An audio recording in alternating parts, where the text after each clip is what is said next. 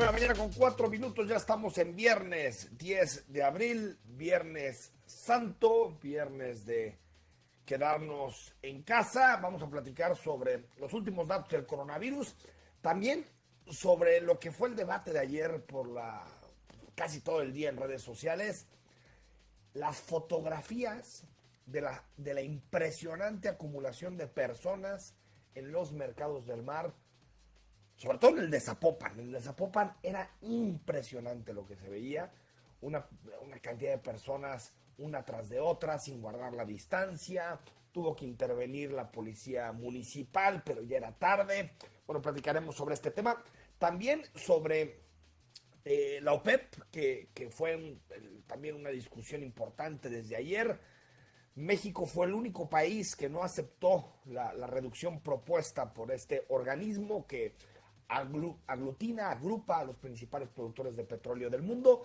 México no es integrante como tal, pero forma parte de una especie como de extensión que se llama OPEP Plus, OPEP Más, que incluye a México. México fue el único país que no aceptó esta reducción y vamos a analizarlo por qué y si México está tomando o no las mejores decisiones. Datos de inseguridad presentó el gobernador Enrique Alfaro, donde habla de reducciones en distintos delitos. Tenemos la posibilidad de conversar con el coordinador del Gabinete de Seguridad, Macedonio Tamés, y, como todos los viernes, el comentario de Julián Atilano. Soy Enrique Tuceni, hasta las 10 de la mañana estamos contigo en Cara a Cara. En esta mesa dialogan todas las ideas, se genera la noticia y se dicen las cosas. Cara a Cara, la información clara y precisa en voz de sus protagonistas. Cara a Cara, con Enrique Tuceni.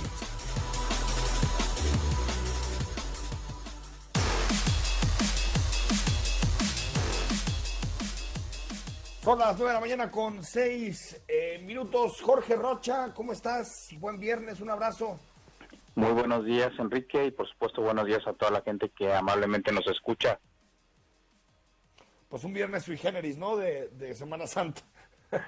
Pues sí, un viernes donde se supone que hoy sería el día culmen del puente vacacional, porque, bueno, la buena parte de las personas se supone que desde ayer hubieran empezado esta parte ya donde prácticamente todo el mundo está de vacaciones.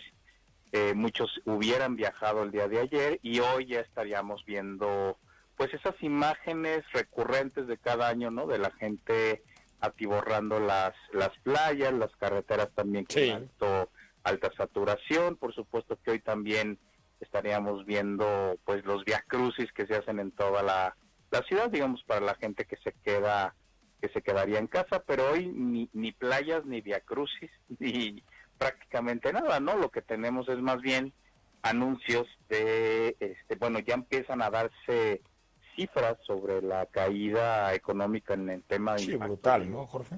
Hoy hablan de 8,000 millones de pesos diarios que se estarían perdiendo por concepto de turismo, que sin duda para mí este sí es uno de los sectores que va a resultar más golpeado, porque además es muy posible por las cifras y por lo que se ha estado manejando ahora de la pandemia, de que también el mejor puente del año, que si tú recuerdas es ese que empieza el 1 de mayo y termina el 5 de mayo, que es el puente más largo del otro gran periodo vacacional que tenemos, pues también va a estar, parece, precisamente en el pico. No, seguro, Jorge. De los seguro. Contagios, y entonces va a ser otro golpe muy duro hacia pues el sector turístico. Entonces sí, es una Viernes Santo muy sui generis. Yo al menos, desde que tengo memoria, que ya tiene varios años, pues no recuerdo una situación de este tipo, que sí, pues es preocupante y lamentable. Y bueno, y tú lo decías a la introducción del programa, ¿no?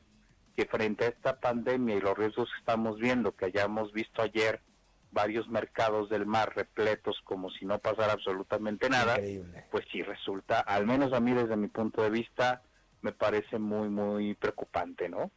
Sí, a ver, yo creo, Jorge, que y bueno, a ver, yo no soy de buscar culpar a las autoridades de todo. Creo que en gran parte esto tiene que ver con irresponsabilidad individual de familias que no comprenden el momento que estamos pasando, porque Una cosa es lo que hemos discutido en muchas ocasiones, Jorge, salir a ganarte el pan todos los días, que para muchas personas no trabajar significa no comer, y yo entiendo eso y ahí no habría, desde mi punto de vista, gran debate. Donde sí hay discusión es en este tipo de cosas. Estas cosas sí son evitables. De entrada, la autoridad pudo haber sido más dura, Jorge. Ahorita ya me están escribiendo que se van a reforzar los filtros, tanto en los mercados de Guadalajara como en los mercados de Zapopan, que se van a repartir turnos para que solamente puedan entrar a todo el complejo 50 personas, que es lo que limita el diario oficial de la Federación. Pero también, Jorge, pedir a la ciudadanía que si no es estrictamente necesario, tratemos de quedarnos en casa, porque lo de ayer, las fotografías de ayer, que por cierto se volvieron virales a nivel nacional, pues son, Jorge, un foco de contagio gravísimo, pero gravísimo. Estamos hablando de cientos y cientos de personas que estaban en espacios muy reducidos. Por lo tanto, uno, creo que la ciudadanía ahí no estamos respondiendo bien, pero también las autoridades, Jorge, ya sabían que venía el Jueves Santo, el asunto de los mariscos y lo que supone estos días. Creo que se pudo haber sido mucho más duro, sabiendo que esta fecha llegaría. Sí, mira, sin duda, fíjate, yo ayer tuve que salir a una plaza por temas de compras necesarias, y bueno, a donde fue a la Gran Plaza, estaba desierta, y los filtros de seguridad, digo, los pocos lugares en los que estaba abiertos, tenían filtros muy claros. Yo creo que, bueno, yo jamás había visto un lugar así tan desolado. De verdad fue impresionante, al menos para mí, ver esta situación. La verdad es que muy sola, muy solo el lugar, con filtros completamente claros. Y luego volver por otro lado lo que pasa en el mercado del mar y dices, a ver, estas son dos Guadalajaras, ¿no? Al final de cuentas, una que efectivamente sí está acoplándose a las medidas sanitarias, y por otro lado lo de ayer, que efectivamente tú bien lo dices, era completamente previsible que eso iba a suceder. Yo también sí creo que hay una alta irresponsabilidad de las personas que estuvieron ayer, porque, a ver, no es un tema de no conocimiento. Yo creo que ha habido tanta información al respecto que todo el mundo sabe que tenía que quedarse en casa, guardar la sana distancia, todo esto que ya hemos escuchado todos los días, cada rato. Entonces no es un tema de conocimiento, más bien es un asunto de que sí yo creo que todavía hay una buena parte de la ciudadanía que no cree en esta crisis, ¿eh? O sea, yo ahí está el tema, Jorge. Lo escucho, ese es el clavo.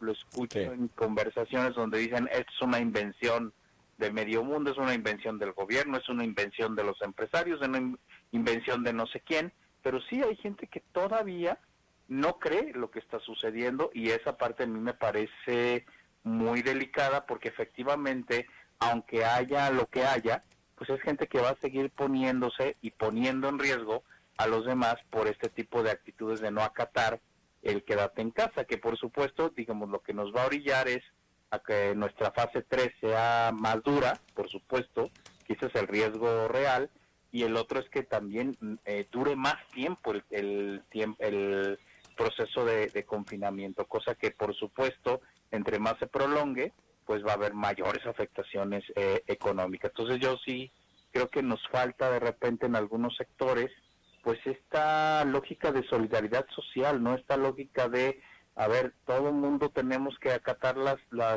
normas. Obviamente habrá quien no pueda hacer más y quien menos por las circunstancias que tú ya señalabas antes, pero sin solidaridad social esto no va a salir pronto, y va a ser... Pero ir a comprar mariscos... Claro, el impacto va a ser más... Podemos prescindir de eso, Jorge. No, sin duda. Además, a ver, en términos reales, por ejemplo, la Iglesia Católica Mexicana y la de Guadalajara han sido bastante, digamos, flexibles en eso, y han acatado las normas también. Digo, lo han estado comentando, ¿no? O sea, se sabe que esta es una Semana Santa completamente excepcional, donde estas tradiciones que tenemos, pues obviamente no son obligatorias de ninguna forma, ¿no? Ahora, Jorge, y creo que esto hay que dejarlo muy en claro, porque creo que diste en el clavo, en el asunto de que hay gente que no cree. A mí me han llegado muchos mensajes de personas, imagínate, Jorge, diciendo, pues una serie de de teorías de la conspiración, que sabemos que las teorías de la conspiración son muy eficaces, porque no se pueden comprobar, no se pueden corroborar, son simplemente elucubraciones mentales que no tienen pues ninguna forma fáctica de ser comprobadas. Pero digamos que si vemos lo que sucedió en otros países, Jorge, y tal vez esto pueda ayudar un poquito a concientizarnos, mucha gente no es que no creyó, minusvaloró el impacto del coronavirus. Sobre todo gente menor de 50 años que dijo, bueno, pues no hay problema, yo no estoy en edad de riesgo, no tengo bronca, yo salgo, hago mi vida más o menos normal, igual me pongo un poquito de gel, un cubrebocas y con eso. ¿Y qué pasó con esas personas que fueron portando el virus a todas, digamos, a todos sus familiares? Entonces, cada que convivían con su papá, con su mamá, con sus abuelos, iban contagiando y por lo tanto ellos, por su irresponsabilidad, fueron los causantes de contagiar el virus a personas que sí eran vulnerables. Es decir, tratemos de pensar en que si bien nosotros podemos decir, bueno, no hay bronca, me infecto, no pasa nada, me curo, lo que sí podemos hacer es transmitirle el virus a gente que no la va a contar, Jorge, porque está en una edad y está en un, digamos, tiene condiciones de riesgo. Sí, esa es la parte más preocupante. Y a ver, acordémonos que nuestro país no es un país que se caracterice por el cuidado de la salud. A ver, tenemos problemas, somos uno de los países con mayores problemas de obesidad en el mundo. Sí, sí. También tenemos serios problemas de enfermedades llamadas las crónico-degenerativas, que precisamente son las que generan esta vulnerabilidad. Estamos hablando de diabetes, hipertensión, obesidad, ya lo decía. Entonces, desafortunadamente nuestro país, a ver, tenemos dos problemas de riesgo.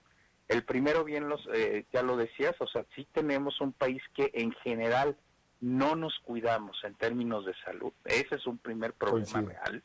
Y la segunda es que nuestro sistema de salud, pues está vulnerable, no es un sistema de salud fortalecido. O sea, eso es una de las discusiones que yo creo que cada vez está más clara. O sea, después de esta pandemia está clarísimo que ahora sí, y tiene que ser una prioridad fundamental, el derecho a la salud de calidad y universal es un asunto fundamental que nos dedicamos las últimas décadas, 3, 4 décadas, a desmantelar el sistema público de salud, y hoy estamos pagando o vamos a pagar esa desafortunada factura, ¿no? Entonces tenemos dos factores estructurales de riesgo que tendrían que obligarnos como sociedad a cuidarnos más. Vuelvo a repetir, que no nos cuidamos y que además nuestro sistema de salud está debilitado. Eso nos llevaría a que la gran mayoría estuviéramos en la lógica del quédate en casa y del cuidado, todos estos cuidados que nos han mencionado, pero efectivamente yo sí he visto en estos días, pues sí, que hay zonas de la ciudad donde parece que no pasa nada, desafortunadamente, y si eso continúa, pues nos va a pasar todo, ¿no? Como también lo señalabas. Jorge, vamos al corte y si te parece, regresamos para hablar de la OPEP, la economía, los datos de inseguridad, que bueno, es Viernes Santo, pero la actualidad política está repleta de temas. Así es. Vamos al corte, WhatsApp 3318 8076 41.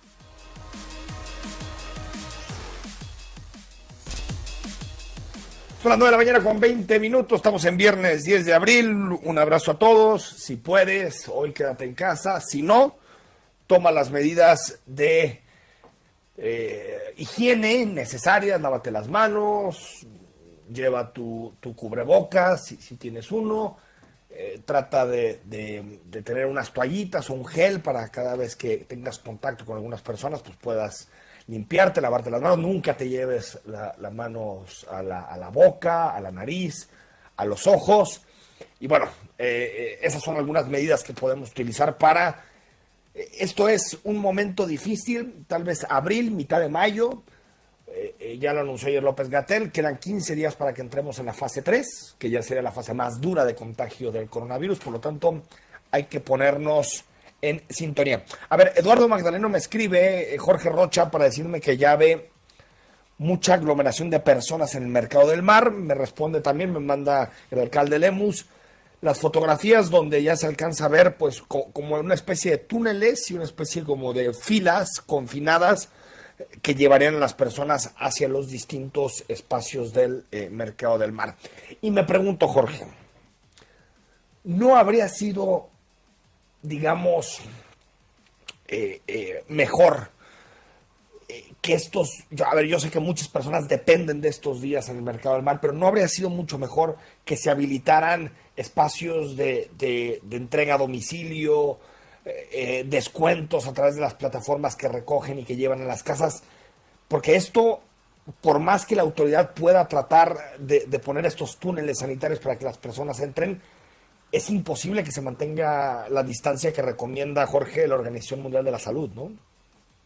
Por supuesto que sí. O mira, por ejemplo, ayer también en redes de algunos amigos, hay gente que, por ejemplo, hay familias que viven en cotos, decían, van al coto, ahí trasladan la mercancía, ¿no? Y sí, cierto. de forma mucho más segmentada, donde no hay riesgo o hay mucho menor riesgo. Por supuesto que las estrategias pudieron haber estado digamos, muy claras. Obviamente el tema de domicilio, se pudieron haber habilitado teléfonos para hacer los pedidos para aquellos que luego todavía en las plataformas no son tan, digamos, tan hábiles, ¿no? Un teléfono, ¿no? Sí. Exacto. Hay formas muy, digamos, sencillas de haberlo hecho. Yo sigo creyendo que la verdad es que hay, lo que decíamos, hay gente que sigue creyendo que esto no va en serio, ¿no? Y también siento, Jorge, que los dueños que tienen mucho peso de este tipo de mercados, que tienen muchos restaurantes, presionan. No, claro. Para mantenerse abiertos. Mira, a otro nivel, Ricardo Salinas, el presidente de Grupo Azteca, ¿no? Vemos en todo el país que sus tiendas siguen operando de forma normal. En Guadalajara y en Zapopan, por cierto, solamente debería operar el banco, no la tienda, Electra. Pero como este señor no cree en el coronavirus, o dice no creer, o hasta cree que bueno, pues si nos pega, pues le va a pegar a gente que ya estaba jugando tiempos extras en su vida, es decir, y aparte es consentido de la 4T.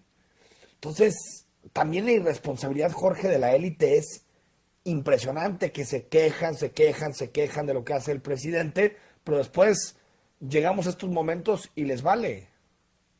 No, por supuesto. O sea, yo sí creo que desafortunadamente en esta pandemia, otra vez se volvió a notar quién tiene poder político económico. Y eso significa en quiénes pudieron abrir cuando no estaban dentro de la primera lista esencial que había planteado el gobierno federal. O la otra es que, fíjate, en el caso de Jalisco, que entramos, si te acuerdas, en esa primera semana donde la verdad es que mucha gente se puso las pilas, ¿no? Y dijeron, sí, no pasa nada, y entonces nos relajamos en las medidas.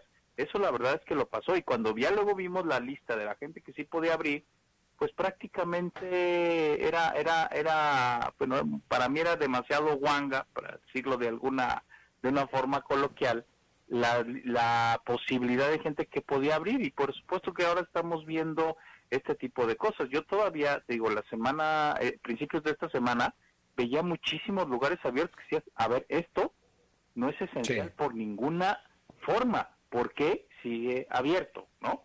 Y creo que está claro que la cuestión básica tiene que ver con seguridad, con alimentos, con medicina, fundamentalmente con temas de limpieza. Eso es lo que creo, al menos, bueno, obviamente cuestiones energéticas, pero es de lo que tendría que estar abierto. Y sí veo zonas de Guadalajara donde esto se está respetando, pero otras desafortunadamente donde la verdad es que parece que a la gente le está valiendo, ¿no? Jorge, ayer, día importante por las negociaciones en el seno de la OPEP con relación a la producción de petróleo.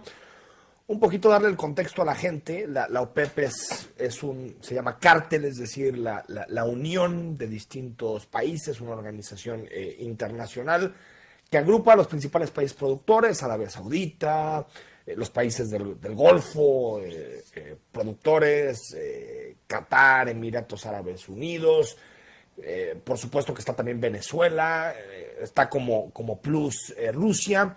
Y bueno, lo que han dicho ellos es que se tienen que reducir la producción de petróleo en el mundo 10 millones de barriles al día.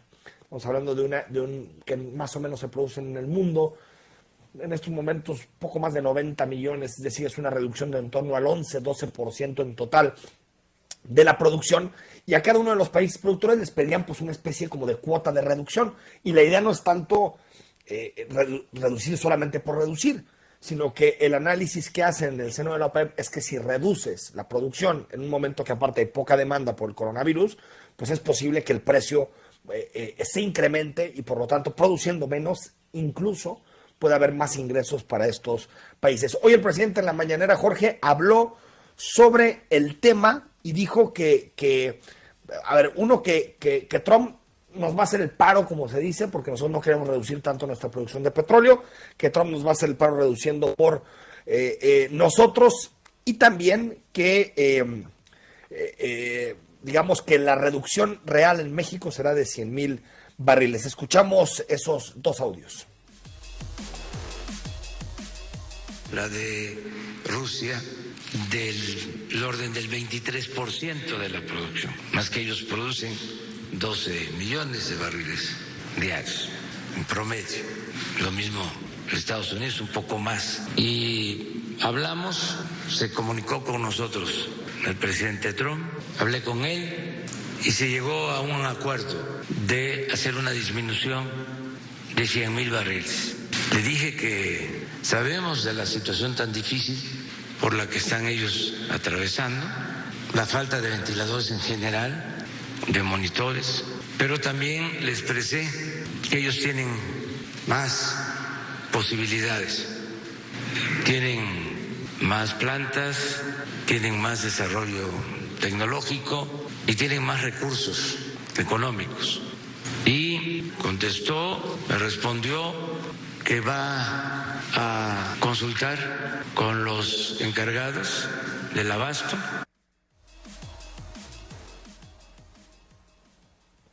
Pues ahí están digamos, la explicación que hace el presidente López Obrador. Para decirlo claro, al final la reducción para México queda en 350,000 barriles, Jorge. 100,000 los va a asumir Pemex, la producción local, y 250,000 barriles de reducción los va a asumir Estados Unidos.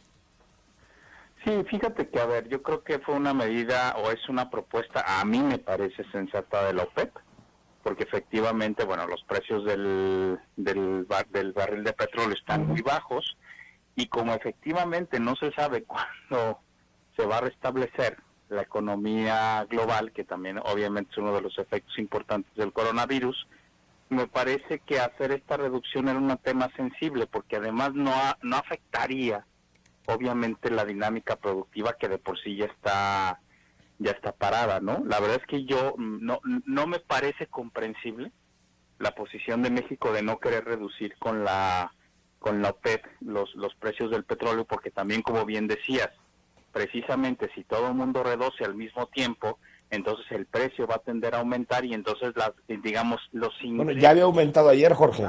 Claro, los ingresos... Cuando parecía que había un acuerdo, se disparó 15% al alza.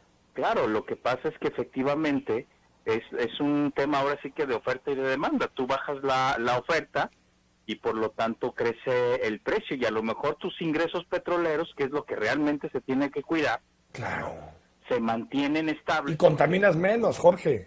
Claro, contaminas menos. O sea, es de estos acuerdos de ganar, porque ganas en dinero, produces menos petróleo, tienes menos impacto en el medio ambiente, justo en el momento donde hay una contingencia. Pero hay un asunto que creo que es lo que define la actuación de López Obrador y Rocío Nale, porque todo el mundo ha cargado las flechas contra Rocío Nale, pero Nale lo único que hace es seguir lo que le dice el presidente de la República. Ella es, y lo sabemos, Jorge, habrá algunos funcionarios del gabinete de López Obrador que tienen más peso político, pero Rocío Nale lo único que hace es ser ventríloco, solamente dice lo que el presidente quiere.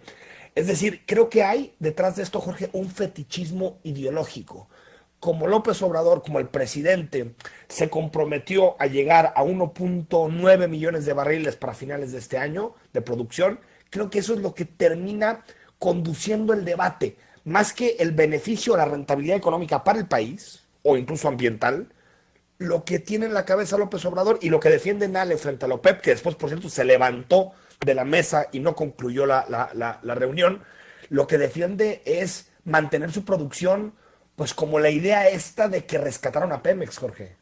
No, totalmente, o sea, porque no hay ninguna racionalidad económica para sostener esa propuesta. A mí eso es lo que me parece muy muy delicado. Y otra vez, volviendo a decir lo que hemos comentado en otras partes, o sea, hay temas donde la tosudez del presidente es muy evidente.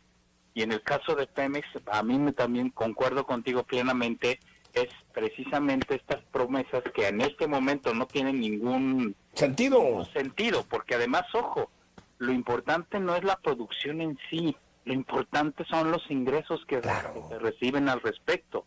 Y precisamente si tú sacando menos petróleo vas a obtener la misma cantidad de dinero, bueno, me parece completamente irracional no sumarte a este proceso, que además esa es la otra.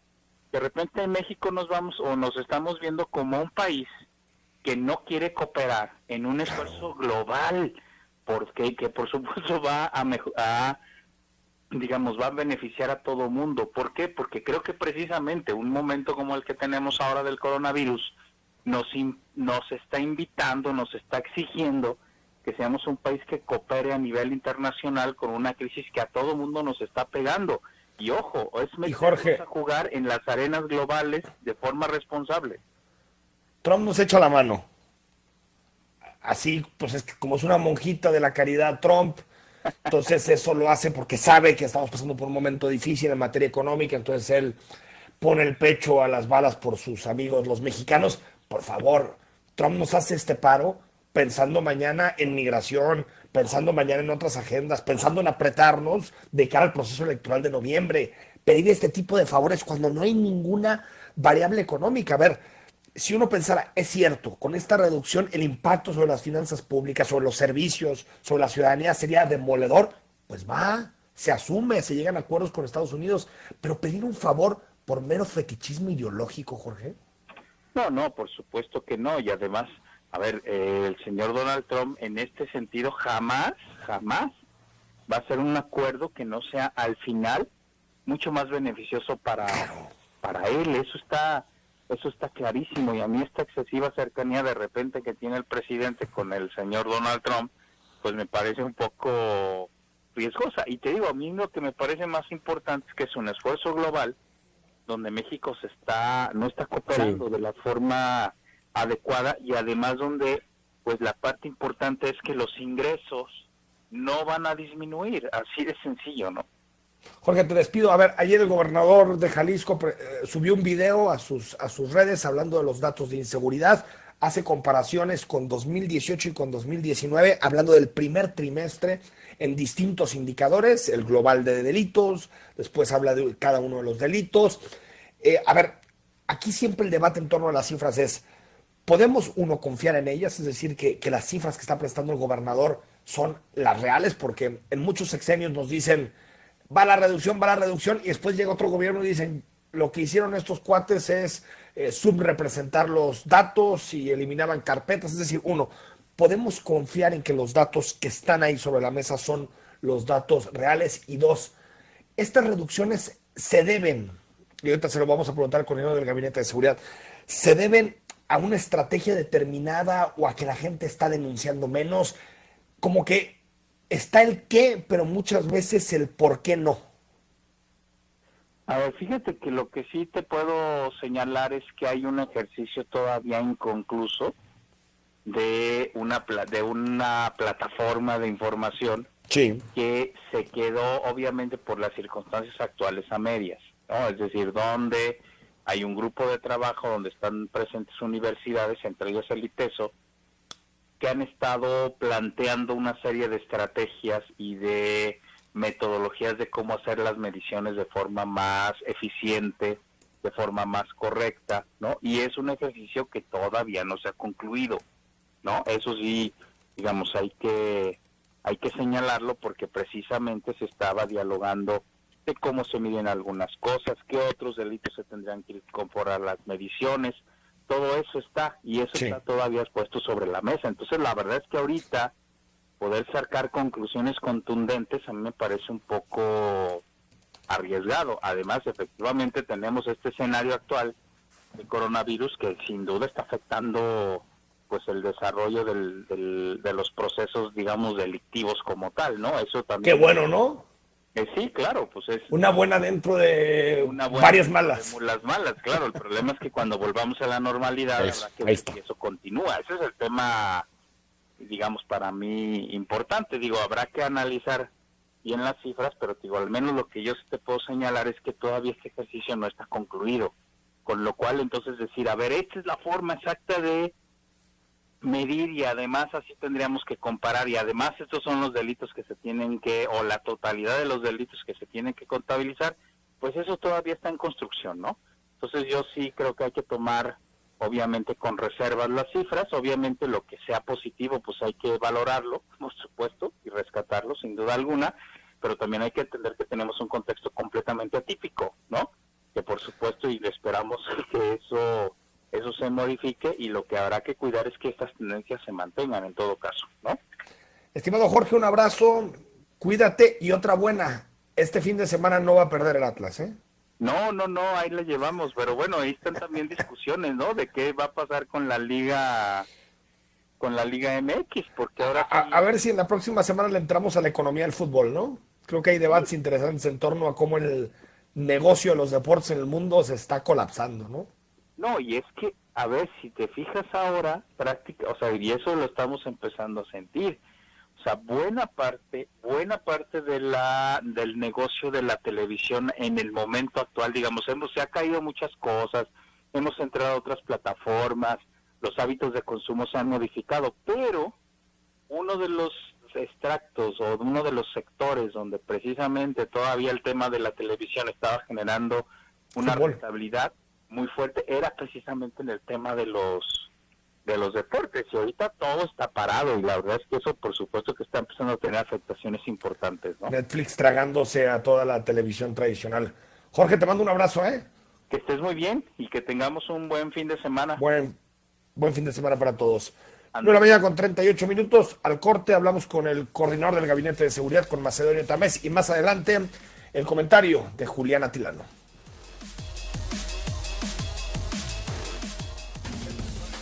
Trabajar. Relacionados con el tema del coronavirus, ¿sí? Y hay gente que nos, pues que hace incluso reflexiones en torno a la forma en que estamos respondiendo. Dice, los tapatíos tenemos doble moral, ponemos cubreboca a la Minerva, pero vamos en masa por los mariscos. Bueno, ahora sí que irresponsabilidades que pueden echar a perder muchas cosas, porque hay muchas personas que se preguntarán, ¿y para qué nos hemos confinado tantos días? ¿Está sirviendo? ¿No está sirviendo? Solo hay que ver los datos. Mientras a nivel nacional el número de contagios tiene un crecimiento acelerado, en Jalisco el crecimiento está mucho más contenido y pasamos de ser uno de los estados más afectados al inicio de la contingencia a ser en este momento, estar en media tabla en los contagios por cada 100,000 habitantes y también en el número de defunciones. Por lo tanto, creo que es importante que nos demos cuenta que sí, que estas medidas de confinamiento y de aislamiento han dado resultados, hay que seguirlas, y esta actitud irracional de ir a amontonarnos para comprar mariscos en Zapopan o en Guadalajara no nos ayuda en nada. Macedonio Tamés, coordinador del Gabinete de Seguridad, muy buenos días. ¿Qué tal, Enrique? Buenos días, qué gusto saludarte. Igualmente, Macedonio, a ver, estamos platicando sobre las cifras con el doctor Jorge Rocha y nos preguntábamos, ¿la contingencia, lo que estamos viviendo actualmente, tiene alguna relación con la reducción de delitos o son ya tendencias previas a la contingencia? Bueno, son tendencias previas, Enrique. Desde el año pasado en que nos organizamos y echamos a andar la estrategia, han ido paulatinamente descendiendo los delitos en Jalisco, tanto la cifra general de delitos como los patrimoniales. De tal manera que no es posible atribuir a la pandemia ni al reclutamiento, ni al aislamiento en casa de los ciudadanos a la baja de delitos. Sí contribuye ciertamente, pero desde antes teníamos la tendencia, cosa que es consecuencia de la estrategia asumida. Macedonio, sobre la denuncia, porque cada que salen estas cifras empieza el debate sobre la gente denuncia menos y tal vez eso explica la caída en delitos. ¿La tasa de denuncia se mantiene igual que en el pasado? Bueno, lo que pasa es que la denuncia se refleja en estas cifras. Las cifras que presentamos es el número de denuncias convertidas en carpetas de investigación. Ciertamente hay una cifra negra, todo el mundo lo sabemos, pero en mi opinión el descenso en la cifra oficial, que es la de carpetas, también se refleja en la cifra negra. Finalmente es el mismo comportamiento y esto nos hace ver que la estrategia que hemos escogido es la mejor, es la que está funcionando porque está cada vez bajando más la incidencia delictiva. Ahora, hay más denuncias porque está trabajando mejor Fiscalía del Estado. Ha hecho un gran esfuerzo el fiscal Gerardo Octavio Solís, que es experto en derecho penal y en procesal penal. Así que, así como ahora anunciamos esta reducción en índices delictivos, también te comento que hay un trabajo silencioso, discreto, pero permanente de Fiscalía, aumentando la eficacia en carpetas de investigación, lo que lleva a mayor número de detenciones, mayores vinculaciones a proceso, mayores sentencias condenatorias, que eso es abatir la impunidad. Entonces, finalmente, esto nos permite ver que va funcionando. Obviamente hacemos ajustes todos los días a la estrategia porque el delito es proteiforme, cambia de forma y es migratorio, pero la conclusión es que ahí vamos, ¿no? Las cifras no nos satisfacen, queremos que haya mucho menos delitos. Cada delito del que trabajamos conocimiento nos duele, nos lastima, nos preocupa, pero en cuanto al camino emprendido, estamos satisfechos, definitivamente. Coordinador, con relación a las cifras, cuando ustedes llegaron dijeron, la administración anterior maquillaba cifras en materia de inseguridad. También se hizo en la Ciudad de México algo similar, es decir, que había un subregistro de los datos. Eso ya está eliminado, coordinador, es decir, ya estas cifras que están sobre la mesa de la Fiscalía del Estado, que después alimenta al Sistema Nacional de Seguridad Pública, ya son cifras, digamos, avaladas, que no nos vamos a encontrar en un escenario posterior en donde, digamos, se maquillaron cifras. No, antes y ahora absolutamente no lo hacemos. Lo que estamos anunciando es lo que es definitivamente. En primer lugar, Enrique, por vocación por la verdad. En este gobierno decimos la verdad, en particular en el área de seguridad, estamos convencidos que es la única forma de ubicarnos y ubicar a la sociedad en el punto en que estamos. Y segundo, ¿cómo podemos fijar estrategias si no conocemos la realidad de los hechos? Entonces, las cifras que estamos dando a conocer son las auténticas, son las derivadas de carpetas de investigación, a su vez reportadas en la Ciudad de México en el sistema federal, además de que aquí hay un grupo, Jalisco Cómo Vamos, la UP, el ITESO, que revisan que todo esté bien como una manera de un aval ciudadano, vamos. Entonces, esto lo que estamos diciendo es la verdad, y concluyo que, aunque los números quisiéramos que fuesen mucho más bajos, el hecho de que estén reduciéndose paulatinamente, como se acaba de anunciar, habla de que emprendimos el camino correcto. Pero eso sí, es un camino que a diario rectificamos, ajustamos, apretamos aquí, aflojamos acá, ensayo-error, porque así es el delito, tiene un comportamiento altamente cambiable.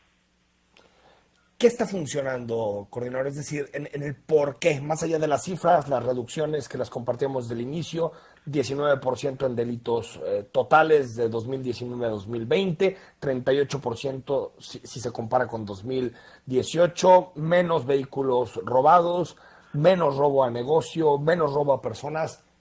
¿Qué está funcionando como explicación para la ciudadanía que de pronto puede tener reservas con relación a estos datos? Bueno, Macedonio, ¿qué está funcionando de la estrategia? Bueno, lo que funciona es, Enrique, es que ahora sí hay una coordinación de verdad, una coordinación que se lleva a cabo todos los días, que lleva a tomar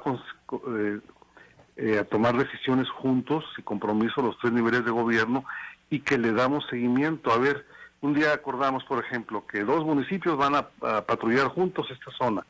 Entonces, al día siguiente vemos, patrullaron, cuántas patrullas fueron, cuántos detenidos hubo, por qué sí, por qué no, y rectificamos o apretamos o ajustamos la estrategia. Hay una verdadera coordinación más allá del discurso, más allá de los anuncios. Esto lo vemos a diario. Acuérdate que el primer acto del gobernador Alfaro fue, después de tomar posesión del Palacio Legislativo, cruzar la Plaza de la Liberación y presidir la primera junta del Consejo Estatal de Seguridad, ¿sí? Entonces, ese Consejo Estatal es el centro de toda la estrategia, ahí están todas las instancias, y este Consejo sigue funcionando todos los días a través de su comisión ejecutiva. Para mí, ese es el resultado, ¿no? La coordinación entre los tres niveles, la Policía Municipal y la Estatal patrullando coordinadamente, la Fiscalía haciendo un excelente trabajo técnico-jurídico en sus carpetas de investigación, lo cual permite una mayor eficacia en la judicialización de los casos, y por otro lado, una cercanía con el Poder Judicial que hace que esté tomando cada vez mejores decisiones. No te imaginas el número de vinculados a proceso que hay, cada vez hay más vinculados en el Poder Judicial, Enrique, y eso es bastante bueno, ¿sí? Coordinador, gracias por estos minutos. Esperamos que la tendencia siga así.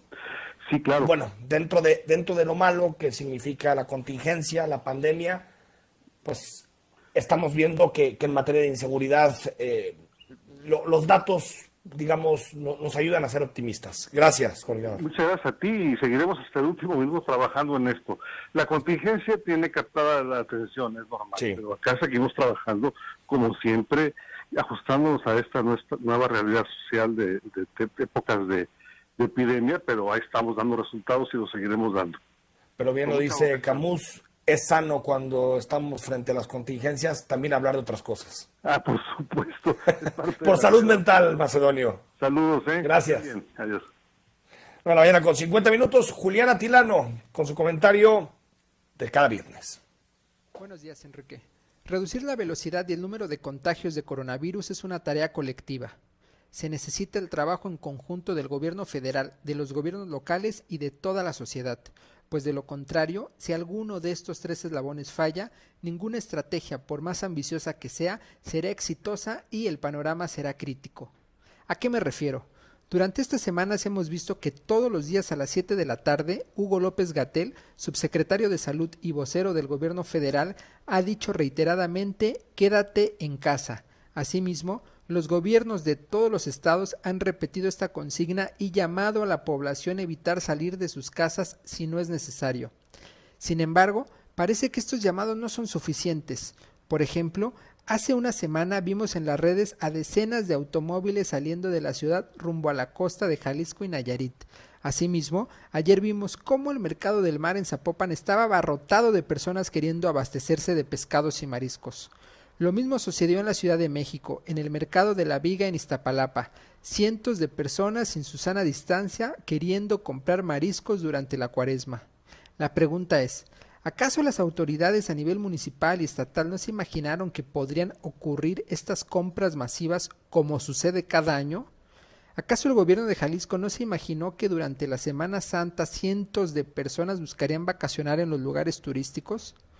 Las autoridades gubernamentales junto con sus equipos deben analizar por qué la población no está escuchando el mensaje e implementar las medidas y estrategias necesarias para evitar que este problema de salud pública se salga de control.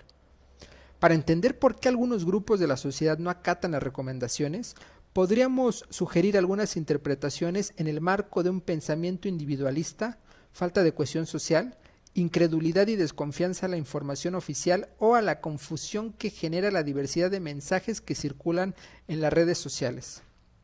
En contraposición, no deja de ser interesante observar cómo en aquellas poblaciones donde la cohesión social y los procesos identitarios son fuertes, las comunidades cierran sus fronteras.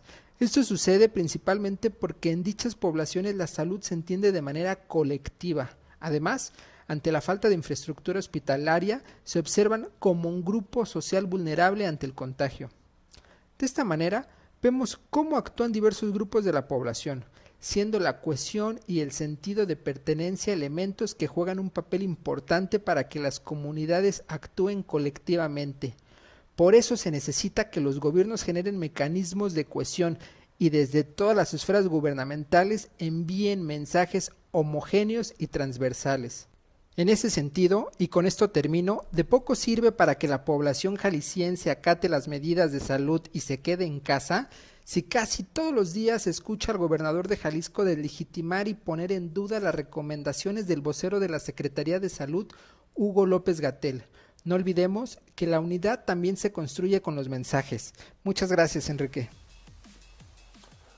No olvidemos que la unidad se construye también con los mensajes. Tiene toda la razón Julián Atilano. Un mismo discurso ayuda a quitar estas interpretaciones que puede hacer la ciudadanía de los mensajes que llegan de la clase política. A ver, sigue el debate sobre los mercados del mar. Estamos en Viernes Santo.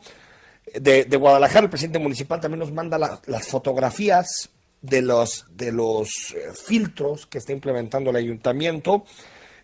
Filtros sanitarios, túneles sanitarios para poder entrar. Se ven largas colas, que coincide en el caso de Zapopan con algunas fotografías que nos envía Radio Escuchas, en donde pues, de alguna forma se describe, estamos hablando de personas formadas, nos dice Abraham Godoy, más de 500 personas. Bueno, ya si el temor al virus no nos hace quedarnos en casa, una fila, una cola de 500 personas debería de ser suficiente desincentivo para quedarnos en nuestro hogar. Pues ahí están las colas impresionantes y son las 9 de la mañana con 55 minutos. A ver cómo están las cosas a las 12 p.m. Ojalá las autoridades, tanto la Tapatía como la de Zapopan, estén coordinadas y tengan los operativos necesarios para que no haya aglomeración de personas y para que la gente que esté formada haga y tenga la distancia que recomienda la Organización Mundial de la Salud. Bueno, nos mandan varios mensajes. El gobernador manda mensaje donde regaña a la ciudadanía. Lo que pasó ayer en el Mercado del Mar, muy mal por la ciudadanía, pero ¿dónde estaba él? ¿Por qué no actuó en este momento? Como siempre salen o se pronuncian después de que pasan las cosas. Creo que esto se podía prever. Yo la verdad es que la mayor parte de la responsabilidad se la traslado a la ciudadanía irresponsable, que decide, sabiendo lo que está pasando, que decide ir a amontonarse y comprar mariscos. Pero es cierto, era posible prever esto, tanto por las autoridades municipales como por el gobierno del estado, y no actuar después condenando los hechos cuando sabíamos que esto iba a pasar. Muchas gracias. Bueno, felicitan al programa por hacer el programa en vivo. Hasta parece un día normal, pues es un día de confinamiento más, ¿no? A los que podemos estar así, trabajar a la distancia, lo hacemos con muchísimo gusto. También compartimos las imágenes. A ver, nos preguntan sobre el caso de San Juan de los Lagos. Hay que recordar que se desarmó a la policía, que se fugó en su momento el 01, el comisario. Después llegó a testificar de manera voluntaria. Nos preguntan que ya hay 40 elementos después del desarme. Ahorita le escribimos a Macedonio. Le escribimos a Macedonio para ver qué nos puede decir con relación al tema específico de San Juan de los Lagos. Enrique, sí son muy responsables las personas que no guardan la contingencia, pero también las autoridades que dan noticias, que cambian de postura día a día, y más aún muchas personas no leen los periódicos, no ven las noticias, ni escuchan radio, prefieren las novelas. Pues sí. Y lo decía Julián, creo que Julián ahí es muy claro en términos de lo que está pasando en la comunicación entre las autoridades y la ciudadanía. Decía, ¿qué pasa que no llega el mensaje? La gravedad del mensaje. Tal vez habría que pensar en mejores estrategias para que ese mensaje realmente llegue a la ciudadanía. Nos vamos, solamente una cosa, hay que poner de nuestra parte. Por supuesto que podemos hacer muchas críticas a las autoridades, pero si no ponemos de nuestra parte, no vamos a salir. Si vas a ir al Mercado del Mar, con paciencia, tomando distancia, pero mejor, si no es necesario comer mariscos, no pasa nada, mejor quédate en tu casa. Hasta el próximo lunes a las 9 de la mañana. Escucha, siente, disfruta. Zona 3.